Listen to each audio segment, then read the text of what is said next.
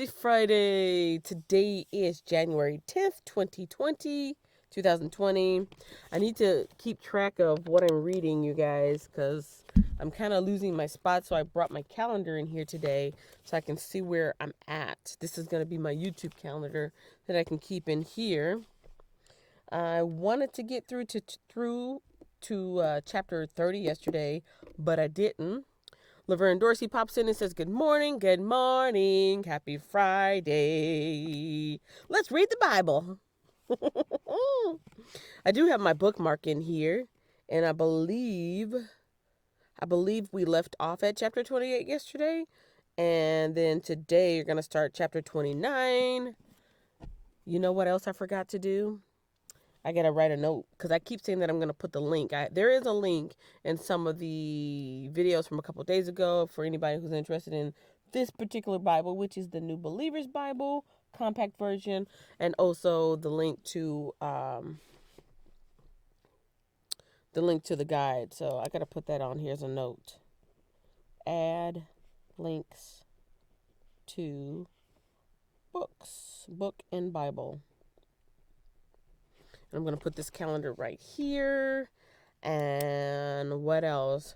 How are you doing today, Miss Laverne Dorsey? Thank you so much for joining me on the live. If you haven't already, make sure you give me a thumbs up.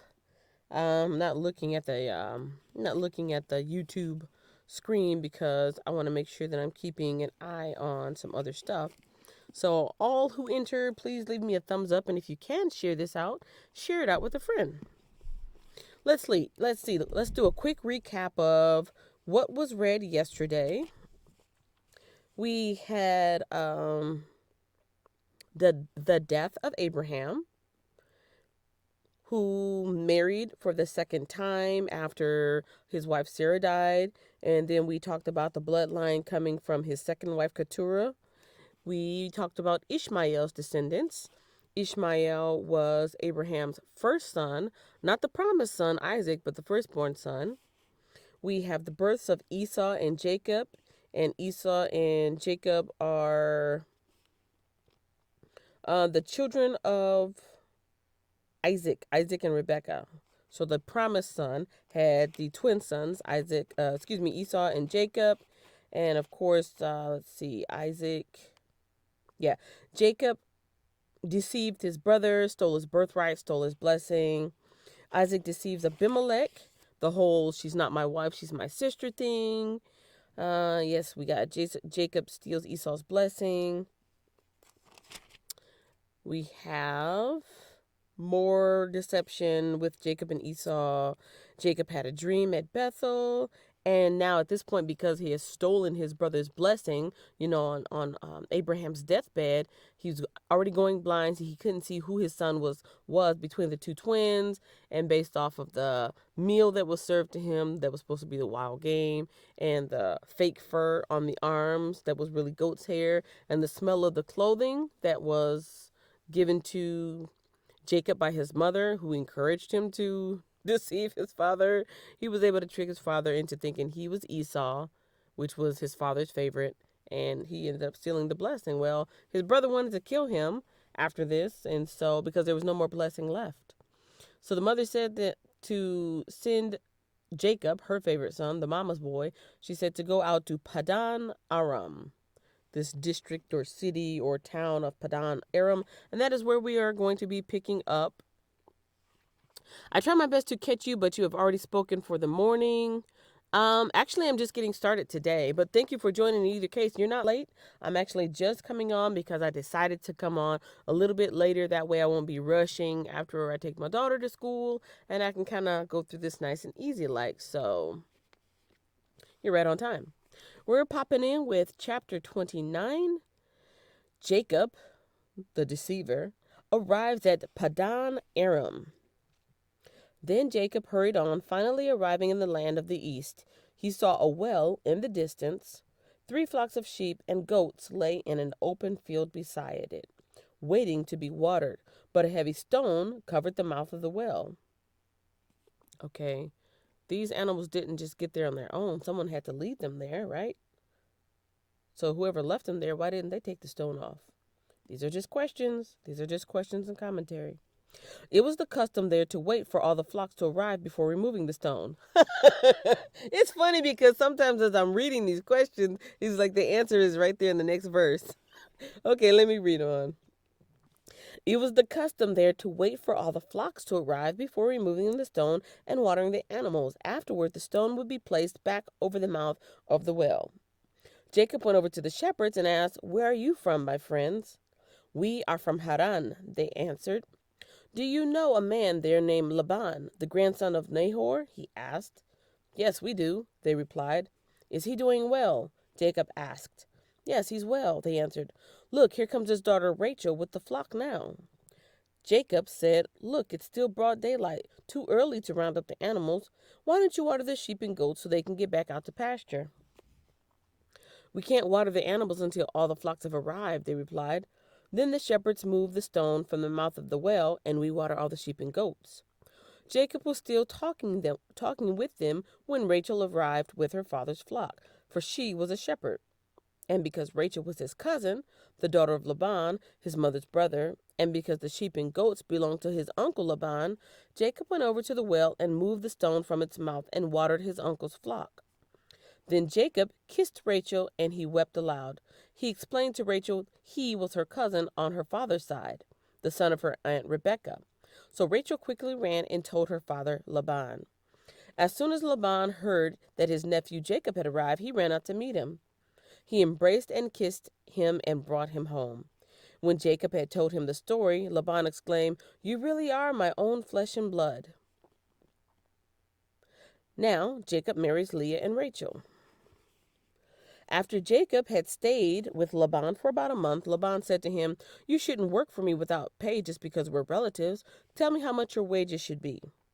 Now Laban had 2 daughters. The older daughter was named Leah, and the younger daughter was Rachel. But there was no sparkle in Leah's eyes. What does that mean? But Rachel had a beautiful figure and a lovely face. Since Jacob was in love with Rachel, remember that's the one that came out to greet him, the shepherd, he told her father, "I'll work for you for 7 years if you'll give me Rachel, your youngest daughter, as my wife." Now, isn't it customary at this time that the oldest should be married first? But like they said, Leah had no sparkle in her eyes. Wow, I wonder what that means. "Agreed," Laban replied. "I'd rather give her to you than to anyone else. Stay and work with me." So Jacob worked 7 years to pay for Rachel. But his love for her was so strong that it seemed to be but a few days. Now, in this day and time, men paid dowries to the families, basically bringing us a large sum of something valuable, either flocks and silver and gold, things that are worth something in exchange for the daughter, because you want to bring something to the household, not just take the daughter away. And he must not have had anything, but I'm thinking he did, because didn't he just receive all the blessing from his dying father?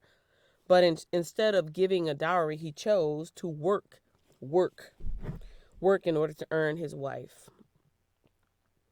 "Agreed," Laban replied. "I'd rather give her to you than anyone else. Stay and work with me."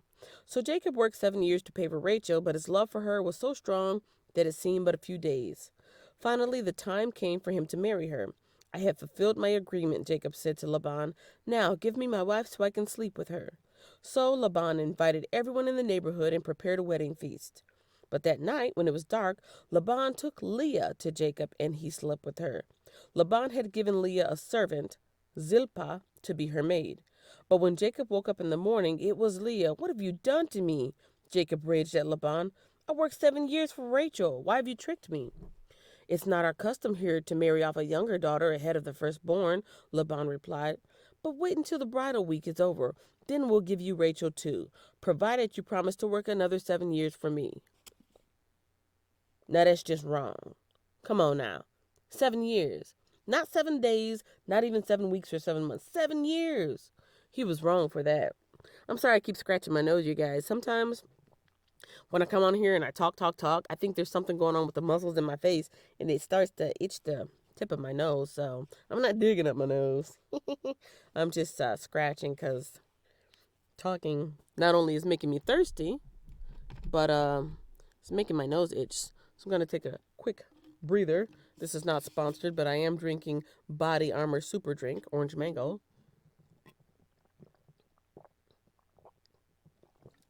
Much better. I need to drink some hot tea before I start reading to get my throat muscles relaxed. Yeah, that's pretty messed up. That is pretty much. There's a lot of trickery going on in Genesis. I'm telling you. So, Jacob agreed to work 7 more years. A week after Jacob had married Leah, Laban gave him Rachel too. Laban gave Rachel a servant, Bilhah, to be her maid.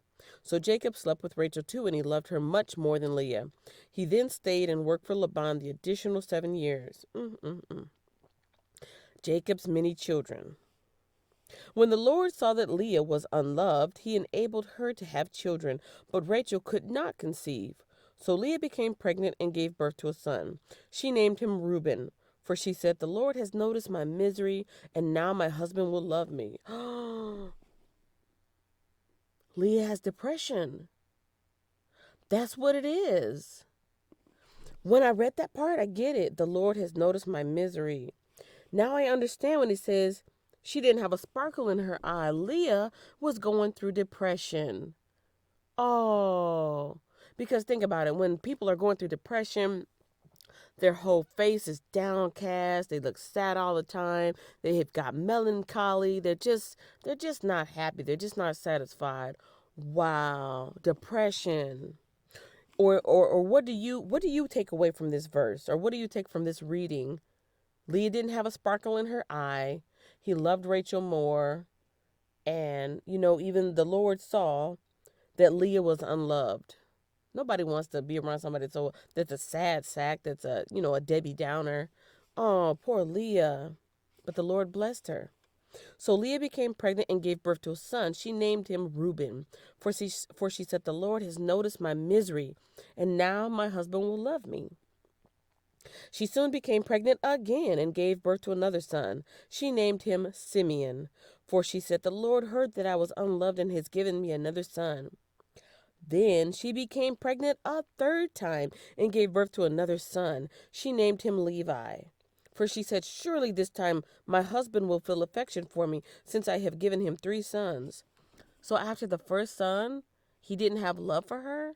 Because sons are important at this time. Sons carry on the bloodline. The sons take under the tutelage of the father. They get close. And usually, in this day and time, the mother is the love. The daughters are the love of the mother. And the sons are the love of the father. So she's given birth to 3 sons. What's going to happen now? Once again, Leah became pregnant and gave birth to another son. She named him Judah, for she said, "Now I will praise the Lord." And then she stopped having children. 4 sons. That is very good for men in this day and time. I'm going to read. I usually do not read the little postscripts at the bottom. Sometimes there's little stars by different words that if you read down at the bottom, it'll tell you something like this is what it means in Hebrew, or this is what that meant at that time. I'm going to read this part because I'm curious as to what some of these names mean. Earlier when I said that she had no sparkle in her eyes, it says here, Leah had dull eyes or soft eyes. The meaning of the Hebrew is uncertain. I'm taking it to mean depression. That's what I'm going to take it.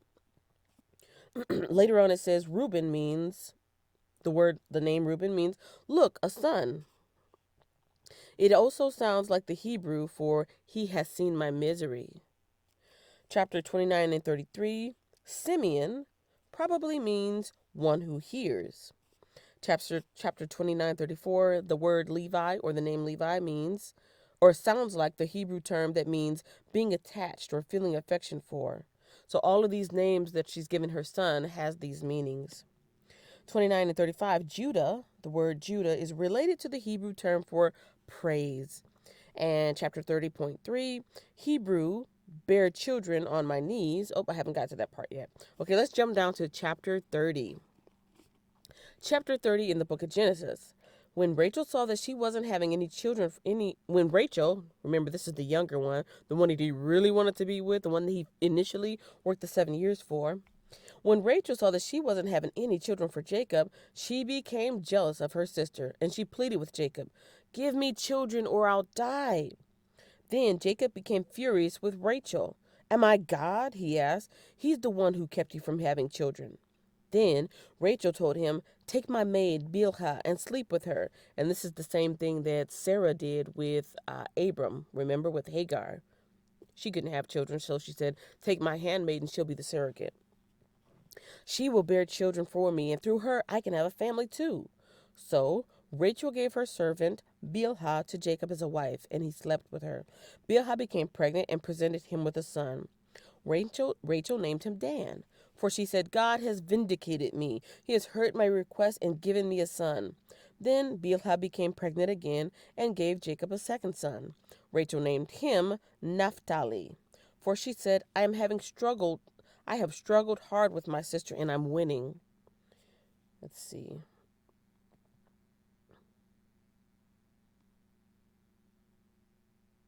So Dan, the name Dan in Hebrew means bear children on my knees.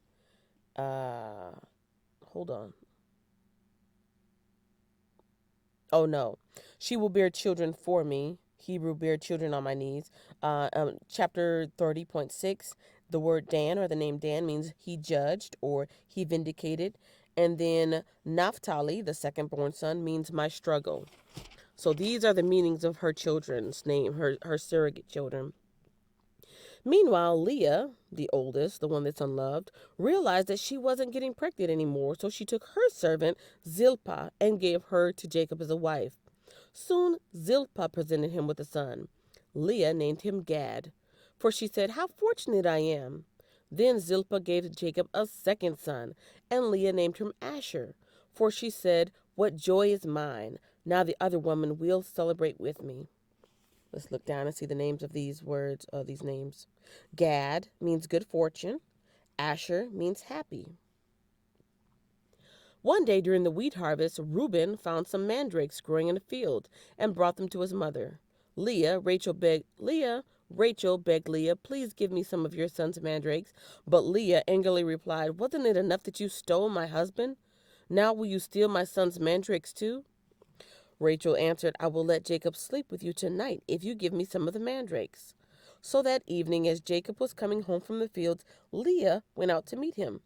"You must come and sleep with me tonight," she said. "I've paid for you with some mandrakes that my son found." So that night he slept with Leah. Now, paid for meaning, I made this arrangement. I don't know if you've ever watched Sister Wives, which is some network show. I don't watch TV, but I've heard of it, and I think I've watched a couple episodes on YouTube. Sister Wives is based off of the Mormon belief that the Mormon men can't have, more than one wife nowadays.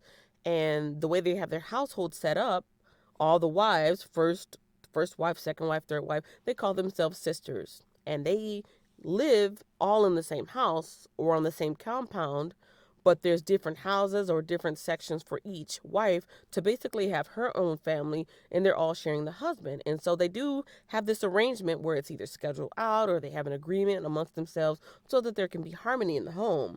And so I'm thinking this is how they're keeping their harmony. There's certain days that Rachel can be with him. There's certain days that Leah can be with him. And she paid for her time to be with her husband by, trading these mandrakes.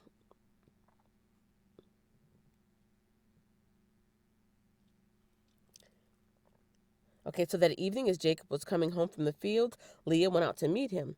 "You must come and sleep with me tonight," she said. "I've paid for you with some mandrakes that my son has found." So that night he slept with Leah, and God answers Leah's prayers. She became pregnant again and gave birth to a fifth son for Jacob. She named him Issachar, for she said, "God has rewarded me for giving my servant to my husband as a wife." Then Leah became pregnant again, this is the oldest, and gave birth to a sixth son for Jacob. She named him Zebulun, for she said, "God has given me a good reward. Now my husband will treat me with respect, for I have given him 6 sons." Later she gave birth to a daughter and named her Dinah. Then God remembered Rachel's plight and answered her prayers by enabling her to have children. She became pregnant and gave birth to a son. God has removed my disgrace, she said, and she named him Joseph. For she said, may the Lord add yet another son to my family. I'm going to go down to these postscripts again. Issachar, the word Issachar, sounds like a Hebrew term that means reward. Zebulun probably means honor. Joseph means may he add.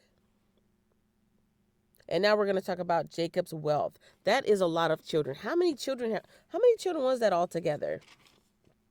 Between Leah and Rebecca, between Leah and Rachel, Leah's handmaiden or servant and Rachel's servant, that is Reuben, Simeon, Levi,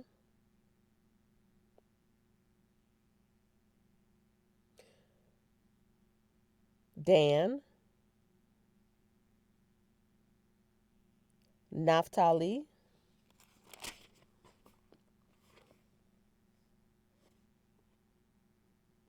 Gad,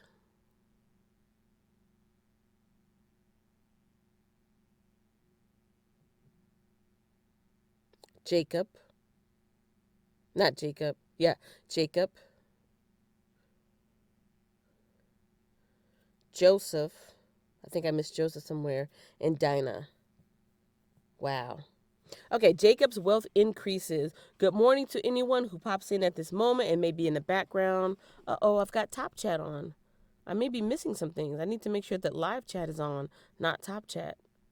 Okay, I didn't miss anything. But if you are here in the room and I don't see you, make sure you hit the thumbs up. That will be awesome. That will help the live stream and it will help YouTube know what a fine job I'm doing and reward me by suggesting me to other people in their recommendations.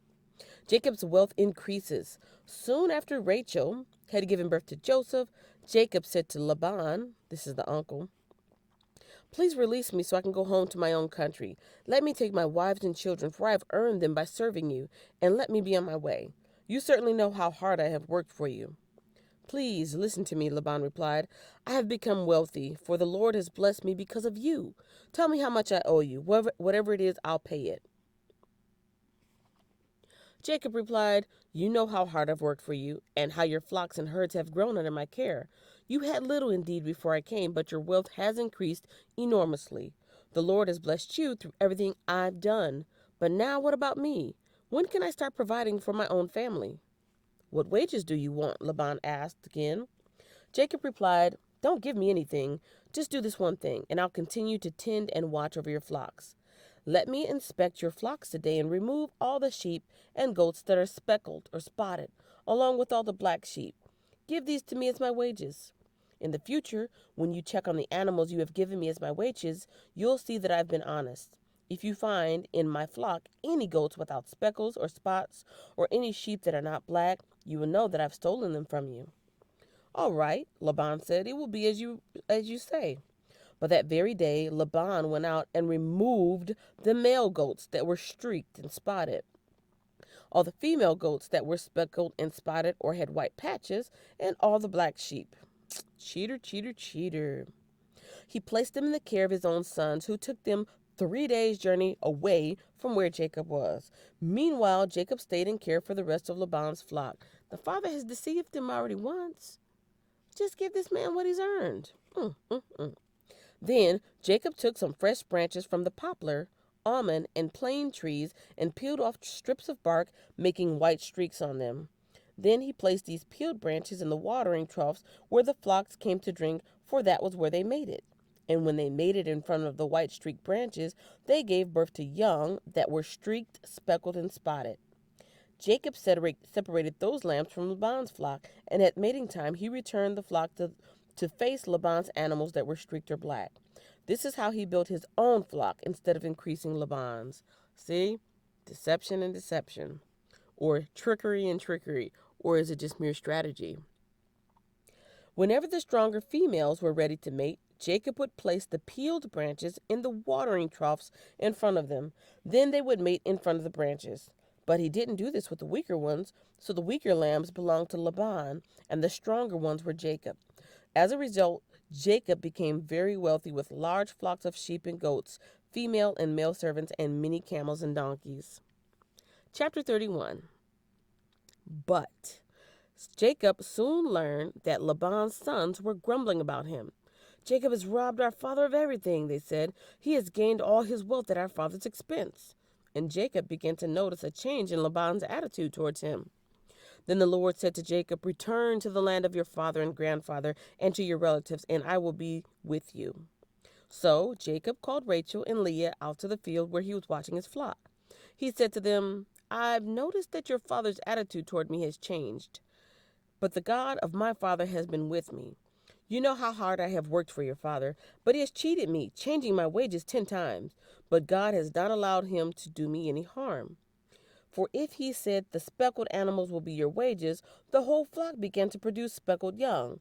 And when he changed his mind and said, 'The striped animals will be your wages,' then the whole flock produced striped young. In this way, God has taken your father's animals and given them to me." One time during the mating season, I had a dream and saw that the male goats mating with the female goats were streaked, speckled, and spotted. Then in my dream, the angel of God said to me, "Jacob." And I replied, "Yes, here I am." The angel said, "Look up, and you will see that only the streaked, speckled, and spotted mates are mating with the females of your flock. For I have seen how Laban has treated you. I am the God who appeared to you at Bethel, the place where you anointed the pillar of stone and made your vow to me. Now, get ready and leave this country and return to the land of your birth." Rachel and Leah responded, "That's fine with us. We won't inherit any of our father's wealth anyway. He has reduced our rights to those of foreign women. And after he sold us, he wasted the money you paid him for us. All the wealth God has given you from our father legally belongs to us and our children. So go ahead and do whatever God has told you." So Jacob put his wives and children on camels, and he drove all his livestock in front of him. He packed all the belongings he had acquired in Padan Aram and set out for the land of Canaan, where his father Isaac had lived. At the time, Laban was some distance away shearing his sheep. Rachel stole her father's household idols and took them with her. Jacob outwitted Laban, the Aramean, for they set out secretly and never told Laban where they were leaving. So Jacob took all his possessions with him and crossed the Euphrates River, heading for the hill country of Gilead. Now Laban is going to pursue Jacob. 3 days later, Laban was told that Jacob had fled, so he gathered a group of his relatives and set out in hot pursuit. He caught up with Jacob 7 days later in the hill country of Gilead, but the previous night God had appeared to Laban, the Aramean, in a dream and told him, "I'm warning you, leave Jacob alone." Laban caught up with Jacob as he was camped in the hill country of Gilead, and he set up his camp not far from Jacob's. "What do you mean by deceiving me like this?" Laban demanded. "How dare you drag my daughters away like prisoners of war? Why did you slip away secretly? Why did you deceive me? And why didn't you say you wanted to leave? I would have given you a farewell feast with singing and music accompanied by tambourines and harps. Why didn't you let me kiss my daughters and grandchildren and tell them goodbye? You have acted very foolishly. I could destroy you, but the God of your father appeared to me last night and warned me, 'Leave Jacob alone.' I can understand your feeling that you must go and your intense longing for your father's home, but why have you stolen my gods?" "I rushed away because I was afraid," Jacob answered. "I thought you would take your daughters from me by force. But as for your gods, see if you can find them, and let the person who has taken them die. And if you find anything else that belongs to you, identify it before all of these relatives of ours, and I will give it back." But Jacob didn't know that Rachel had stolen the household idols. Laban went first into Jacob's tent to search there, then into Leah's, and then the tents of the 2 servant wives, but he found nothing. Finally, he went into Rachel's tent. But Rachel had taken the household idols and hidden them in her camel saddle, and now she was sitting on them. When Laban had thoroughly searched her tent without finding them, she said to her father, "Please, sir, forgive me if I don't get up for you. I'm having my monthly period." So Laban continued to search, but he could not find the household items. Then Jacob became very angry, and he challenged Laban. "What's my crime?" he demanded. "What have I done wrong to make you chase after me as though I were a criminal? You've rummaged through everything I own. Now, show me what you found that belongs to you. Set it out here in front of us, before our relatives for all to see. Let them judge between us." For 20 years I have been with you, caring for your flocks. In all that time your sheep and goats never miscarried. In all those years I never used a single ram of yours for food. If any were attacked and killed by wild animals, I never showed you the carcass, and I asked you to reduce the count of your flock. No, I took the loss myself. You made me pay for every stolen animal, whether it was taken in broad daylight or in the dark of night. I worked for you through the scorching heat of the day and through the cold and sleepless nights. Yes, for 20 years I slaved in your house. I worked for 14 years, earning your 2 daughters, and then 6 more years for your flock. And you changed my wages 10 times. In fact, if the God of my father had not been on my side, the God of Abraham and the fearsome God of Isaac, you would have sent me away empty-handed. But God has seen your abuse and my hard work. That is why he appeared to you last night and rebuked you. Well, he gave him a piece of his mind, didn't he? On that note, I'm going to take a quick sip of drink because this storytelling is getting very intense and my throat needs a refreshing revivement of liquid. And to those who have come into the chat at this point, welcome. Or if you're watching the replay, welcome. Make sure you hit the thumbs up. Now we're going to talk about Jacob's treaty with Laban. So Jacob has broken it down to Laban all this time. I've worked for you. I've earned my keep. I've earned my wives. I've earned my flocks. God has blessed me, and you still are trying to cheat me. What's going on next? We're still in chapter 31. Now we're at verse 41. Then, I know I'm going back and forth and saying Laban and then Laban. I don't know. I don't know, Laban, Laban, depending on how I'm reading it, it just flows off differently. Then Laban replied to Jacob, "These women are my daughters. These children are my grandchildren, and these flocks are my flocks. In fact, everything you see is mine. But what can I do about my daughters and their children? So, come, let's make a covenant, you and I, and it will be a witness to our commitment." This guy's asking for a whole lot. So Jacob took a stone and set it up as a monument. Then he told his family members, "Gather some stones." So they gathered stones and piled them in a heap. Then Jacob and Laban sat down beside the pile of stones to eat a covenant meal. To commemorate the event, Laban called the place Jegar Sahadutha, which means witness pile in Aramaic. And Jacob called it Galid, which means witness pile in Hebrew. Then Laban declared, "This pile of stones will stand as a witness to remind us of the covenant we have made today." This explains why it was called Galid, witness pile, but it was also called Mizpah, which means watchtower. For Laban said, "May the Lord keep watch between us and make sure that we keep this covenant when we are out of each other's sight. If you mistreat my daughters or if you marry other wives, God will see it even if no one else does. He is a witness to this covenant between us." "See this pile of stones," Laban continued, "and see this monument I have set between us. They stand between us as a witness of our vows. I will never pass this pile of stones to harm you, and you must never pass these stones or this monument to harm me. I call on the God of our ancestors, the God of your grandfather Abraham and the God of my grandfather Nahor, to serve as a judge between us."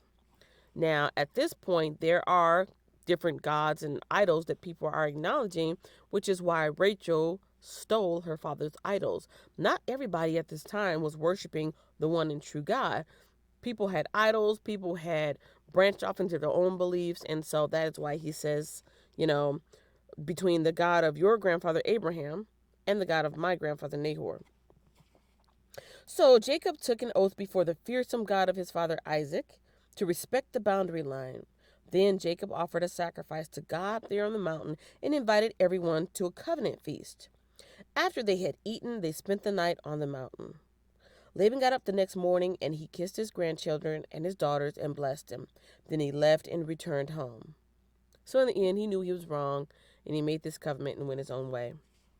Chapter 32.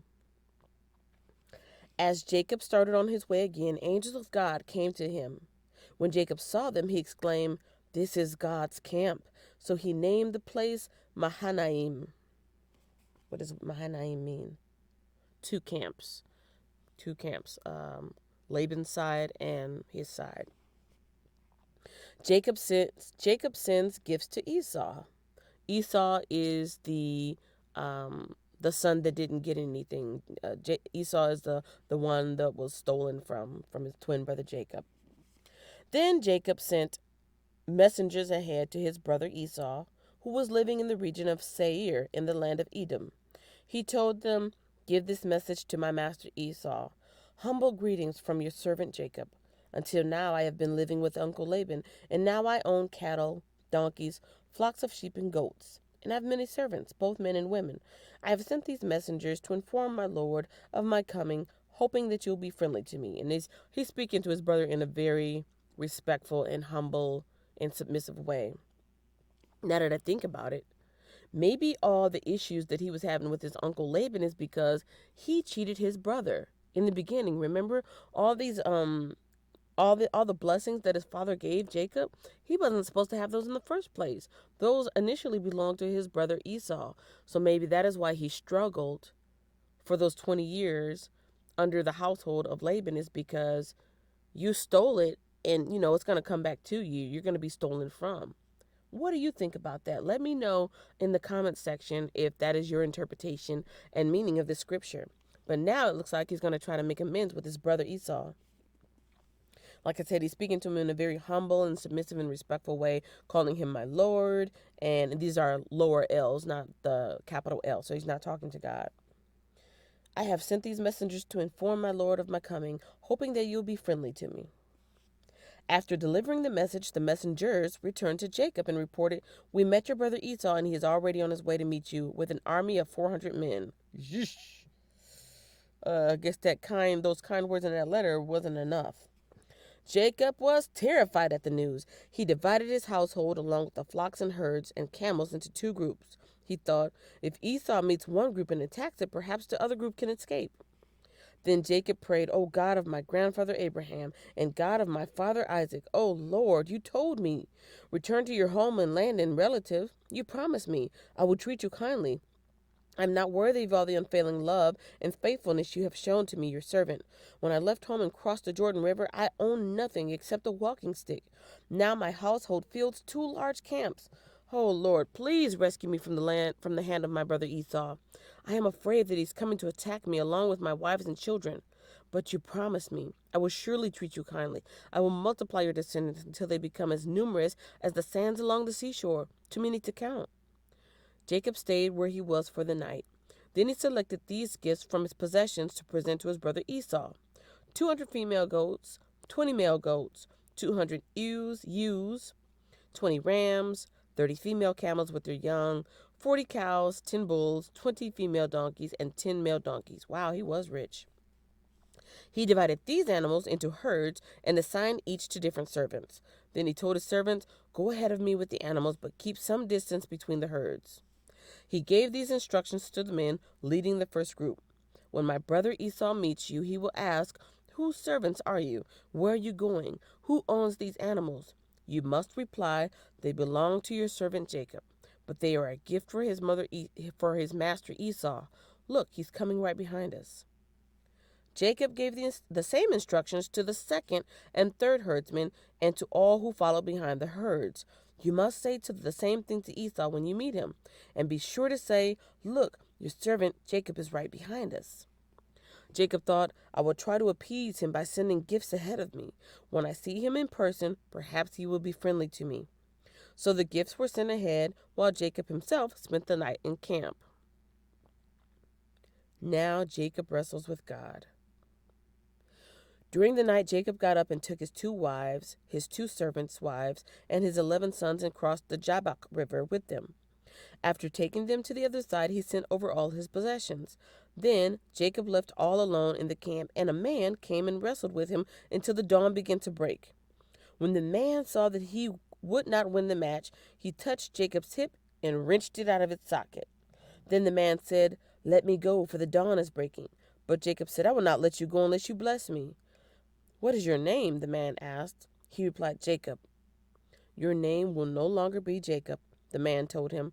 "From now on you will be called Israel, because you have fought with God and with men and have won." Please tell me your name, Jacob had said. Why do you want to know my name? The man replied. Then he blessed Jacob there. Jacob named the place Peniel, which means face of God, for he said, I have seen God face to face, yet my life has been spared. The sun was rising as Jacob left Peniel, and he was limping because of the injury to his hip. Even today, the people of Israel don't eat the tendon near the hip socket because of what happened that night when the man strained the tendon of Jacob's hip. I'll stop right there. And the only commentary question I have at this point is, what was the purpose of God coming to wrestle with Jacob? And of course, God has all power, but he made it so that Jacob would have a fair fight, because it says, you have fought with God and with men and have won. Nobody can beat God. Nobody can win over God. But what was this between God and Jacob? What was the wrestling? What does this wrestling represent? And when God made it so that he was almost overpowered by Jacob, and he touched that hip, what was the meaning of that? In the end, I have the final power, the final say. You think you can overcome me, but you can't. Anyways, that is chapter 32. We started off at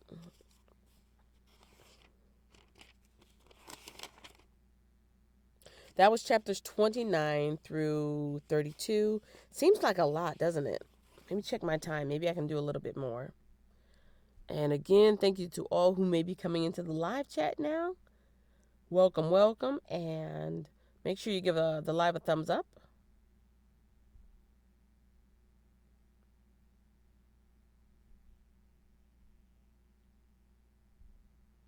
Okay, I've been going for about 47 minutes now. I'm going to give it a full hour. Yeah, I'm going to go a little bit longer and see, because I did want to catch up to the full 2 weeks that are in this guide. I'll do a quick screen share. This is the Woman's Guide to Reading the Bible in a Year. This is the book that I downloaded a week ago, and according to week 2 of getting through the Bible in a year, let's see, Monday would have been chapters 22nd through 24. Tuesday would have been chapters 25 through 27. Wednesday would have been chapters 28 through 30. Thursday would have been chapters 31 through 33. Today is Friday, which means chapters 34 through 36. Saturday will be 37 through 39, and Sunday will be 40 through 42. So let me see if I can at least get to 36 in the next 15 minutes. And that way, when I start Monday, I will be right on course for the third week. All right, here we go. Chapter 33. Let's get this screen share off of here. Here we go. Chapter 33. Man, the Bible. Man, the stories in the Bible, they are intense. There's all this deception and lying and promises and covenants and, just a whole bunch of stuff. Make sure I got my chat room up so I can see what's going on there. All right. Chapter 33, Jacob and Esau make peace. Thank goodness. Excuse me. Then Jacob looked up and saw Esau coming with his 400 men. Now remember, at this point, he just got his hip, thrown out of whack. So he's very vulnerable right now. So he divided the children among Leah, Rachel, and his 2 servants. He put the servant wives and their children at the front, Leah and her children next, and Rachel and Joseph last. Then Jacob went on ahead. As he approached his brother, he bowed to the ground 7 times before him. Then Esau ran to meet him and embraced him, threw his arms around his neck and kissed him, and they both wept. Then Esau looked at the women and children and asked, "Who are these people with you?" "These are the children God has graciously given to me, your servant," Jacob replied. Then the servant wives came forward with their children and bowed before him. Next came Leah with her children, and they bowed before him. Finally, Joseph and Rachel came forward and bowed before him. "And what were all the flocks and herds I met as I came?" Esau asked. Jacob replied, "They are my gift, my lord, to ensure your friendship." "My brother, I have plenty," Esau answered. "Keep what you have for yourself." But Jacob insisted, "No, if I have found favor with you, please accept this gift from me. And what a relief to see your friendly smile. It is like seeing the face of God. Please take this gift I have brought you, for God has been very gracious to me. I've more than enough." And because Jacob insisted, Esau finally accepted the gift. "Well," Esau said, "let's be going. I will lead the way." But Jacob replied, You can see, my lord, that some of the children are very young, and the flocks of herds have their young too. If they are driven too hard, even for one day, all the animals could die. Please, my lord, go ahead of your servant. We will follow slowly at a pace that is comfortable for the livestock and the children, and I will meet you at Seir." "All right," Esau said, "but at least let me assign some of my men to guide and protect you." Jacob responded, "That's not necessary. It's enough that you've received me warmly, my lord." So Esau turned around and started back to Seir that same day. Jacob, on the other hand, traveled on to Sukkoth. There he built himself a house and made shelters for his livestock. That is why the place was named Sukkoth, which means shelter. Later, having traveled all the way from Padam Aram, Jacob arrived safely at the town of Shechem, in the land of Canaan. There he set up camp outside town. Jacob bought the plot of land where he camped from the family of Hamor, the father of Shechem, for 100 pieces of silver. And there he built an altar and named it El Elohe Israel, meaning God, the God of Israel. Now this is a very curious thing, and this is taking me back to chapter 32. When God wrestled with Esau, I wonder, was this God's way of taking any animosity, like leftover animosity that Esau probably still had for his brother for stealing the birthright, stealing the blessings? Was this God's way of taking that on, um, taking the manifestation of all that anger and putting it into his body to wrestle it out through him, so that when Esau finally met him, he was filled with peace? I'm wondering if that has anything to do with that. And then it says Jacob and Esau make peace. And they do make peace. They embrace. Jacob is offering all these things that really did belong to his brother in the first place. But then they parted ways. Was the purpose of the meeting just so they could make peace and finally go their own ways? Because he never did follow his brother. He said, "Go ahead, we'll follow along behind." And then instead of going straight, he took a detour. Interesting. I see movement in the chat room. The Unspeakable says, "Good morning." Good morning, The Unspeakable. "I have a busy day. Turn this on to support you, but running around and out of the house." No problem. Thank you so much for popping in. Just make sure you leave a thumbs up on the way out. I appreciate you stopping in. Let's see. We are going through the chapters of Genesis right now. And you came in right when Jacob, the deceiver, made peace with the eldest brother Esau.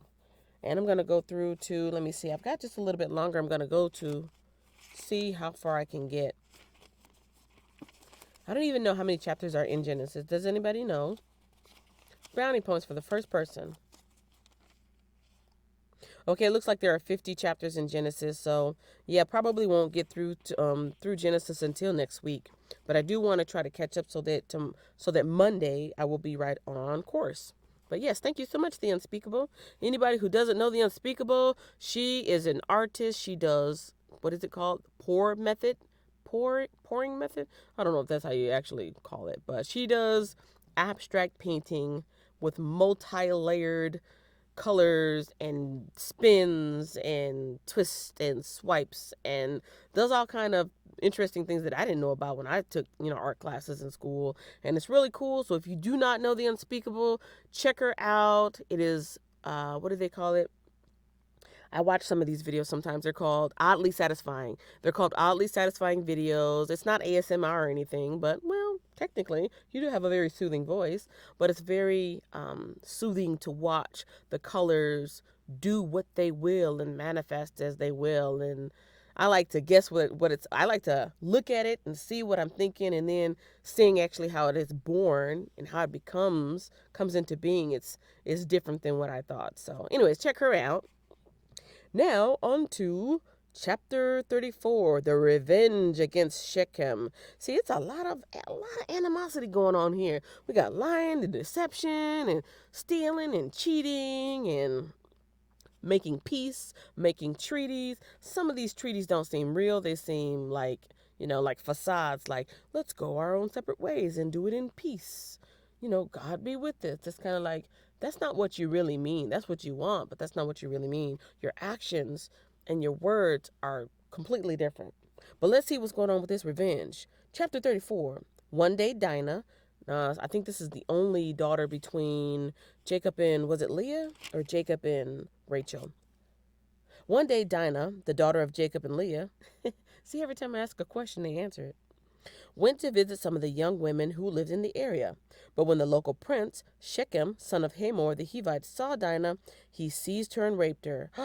But then he fell in love with her, and he tried to win her affection with tender words. He said to his father, Hamor, get me this young girl. I want to marry her.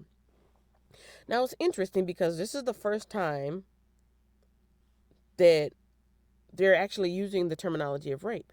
Because in all these other instances, it says, this man saw this woman and took her to be his wife. But now it says he took her and raped her. So in this day and time, people aren't, running down to the courthouse to get married. They are taking these women as wives. So I wonder what custom changed, what tradition changed, or what was the difference between how these wives were taken before and how she was taken now. Soon Jacob heard that Shechem had defiled his daughter Dinah, but since his sons were out in the fields herding his livestock, he said nothing until they returned. Hamor, Shechem's father, came to discuss the matter with Jacob. Meanwhile, Jacob's sons had come in from the field, and as soon as they heard what happened, they were shocked and furious that their sister had been raped.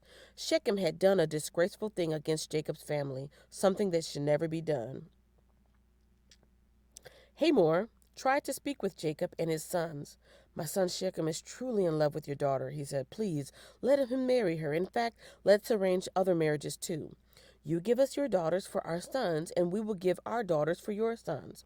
And you may live among us. The land is open to you. Settle here and trade with us, and feel free to buy property in the area. Then Shechem himself spoke to Dinah's father and brothers. Please be kind to me and let me marry her, he begged. I will give you whatever you ask. No matter what dowry or gift you demand, I will gladly pay it. Just give me the girl as my wife. But since Shechem had defiled their sister Dinah, Jacob's sons responded deceitfully to Shechem and his father Hamor. They said to him, we couldn't possibly allow this because you're not circumcised. It would be a disgrace for our sister to marry a man like you. Maybe that's what it was, because in the earlier covenants, the blessings came through the people of Abraham? Abraham. I'm getting them confused now. But maybe that's why it was a disgrace, because like I said, it kept saying even Abraham's wife was almost taken by one of the kings, and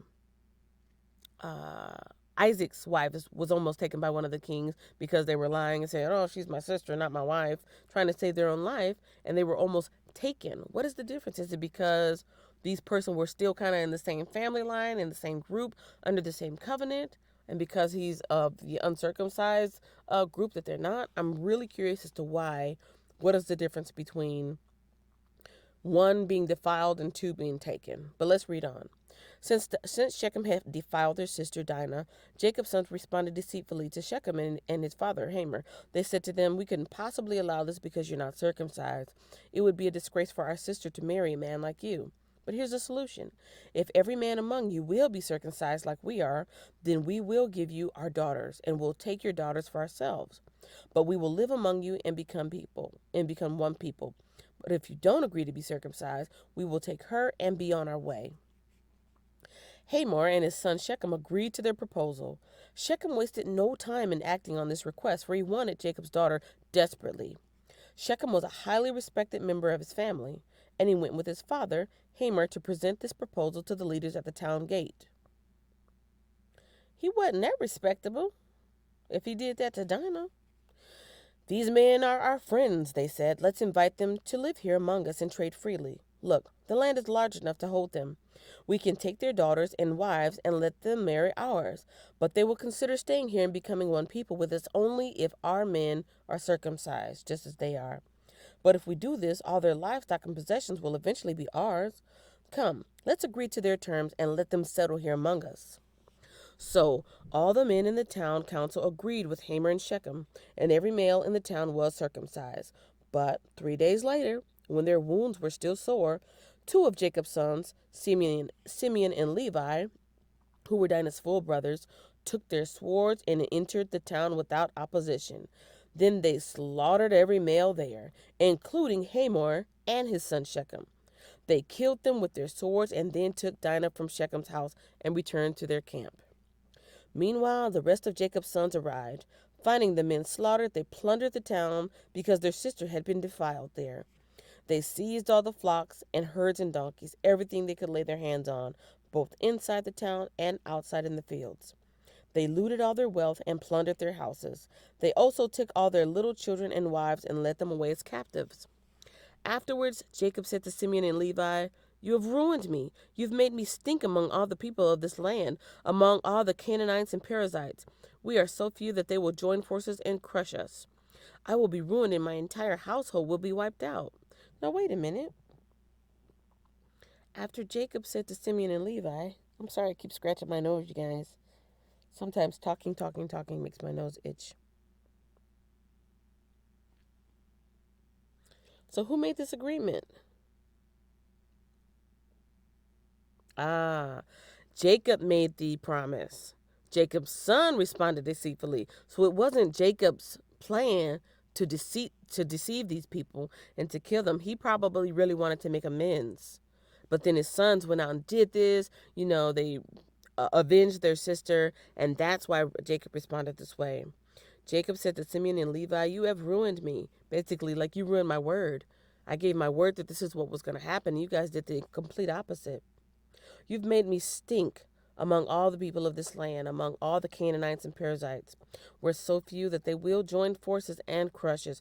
I will be ruined and my entire household will be wiped out. "But why should we let them treat our sister like a prostitute?" they retorted angrily. Well, we're going to leave it right there.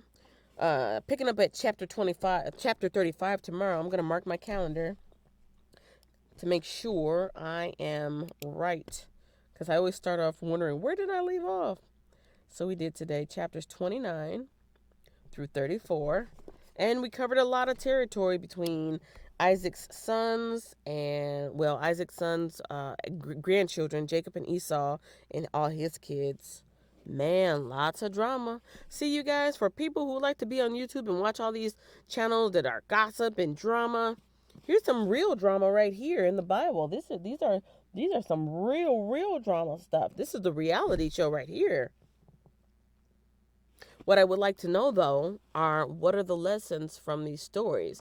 And so I invite any of you who are scholars or know a little bit of the Bible, please at any time, it's open to friendly debate. Just be respectful. Let me know your interpretations of what I'm reading, what insights you may have.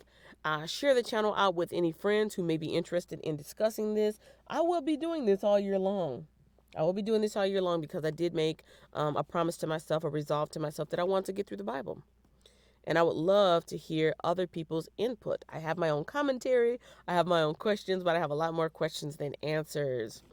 Thank you again to all who have joined me in the live stream and supported me here. Thank you to all who are supporting me after the fact and watching the replay.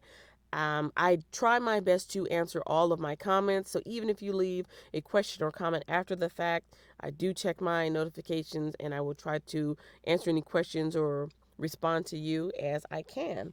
I'm going to put my little paper in on my bookmark as a bookmark here so we can pick up on chapter 35 tomorrow. This is the New Believer's Bible that I'm reading from and trying my best to follow along with.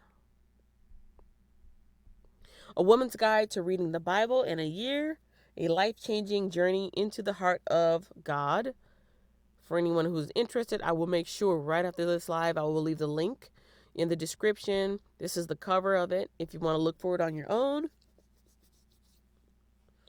By Diane Stortz. And yeah. Lately I've been doing my little theme song, and so I'm going to do it now. You ready? I'm ready. Thank you so much for joining me on Entrepreneur Drive 40, Entrepreneur Drive, Entrepreneur Drive 40, Entrepreneur Drive, Entrepreneur Drive 40, Entrepreneur Drive. Thanks for watching, share, like, and subscribe. Thanks for watching, and don't forget to follow me on social media.